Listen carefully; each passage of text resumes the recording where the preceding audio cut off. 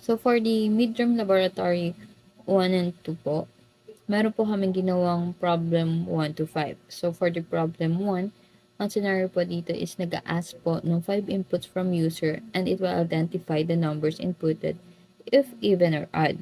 Then it will count how many odd and even numbers are there in 5 inputs po.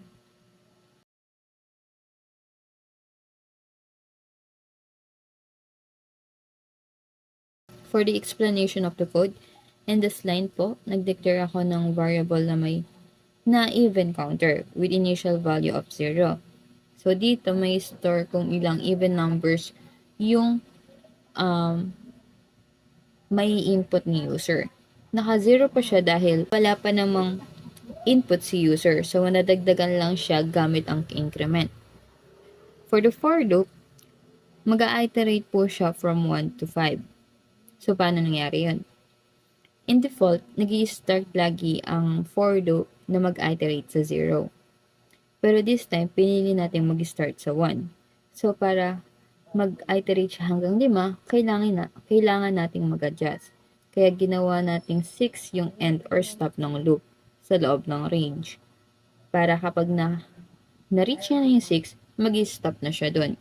Hindi niya na yun isasama. Next naman is this input line here. Bali, ito yung magdi-display sa screen ni user at magpo-prompt sa kanya na mag-input siya ng 5 numbers. So, sa loob ng for loop, nag-define ako dito ng function called check even odd function. And meron siyang parameter na num. So, inside the function, tinawag ko si even counter na global variable. So, meron siyang global keyword to help na ma-identify and ma-modify yung variable niya. Next naman is, para ma-check if even or odd yung numbers, I added conditional statements inside the function. For the first condition, dito chine-check kung yung number na in-input ni user is divisible by 2. If divisible siya kay 2, tinawag ko here si even counter para mag-increment siya ng isa per even number na makikita niya. Then, ipiprint niya na yung number na yun is a even number. Else naman, kung hindi siya divisible sa 2, is ipiprint niya na add yung number na nakita niya yun.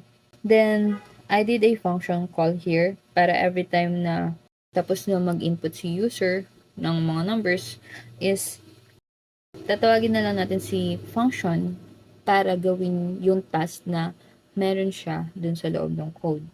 Tapos po sa labas ng function, ipinrint ko lang yung number or count ng even and odd numbers.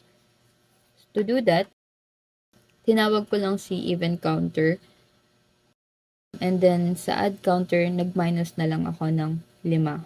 Para kung ilan man yung even count, minus na lang siya sa 5. And yun na yung number ng add count. For instance, sa 5 inputs ni user, 2 dun is even. So, 5 minus 2, tatlo dun is odd numbers. So, para ma-visualize, let's execute the code. For number 1, so 2, 23, number is 7, then 98, then 56. So, as you can see here sa output, sa bawat input ni user, ina-identify na agad kung yung inputs ba nila is odd or even.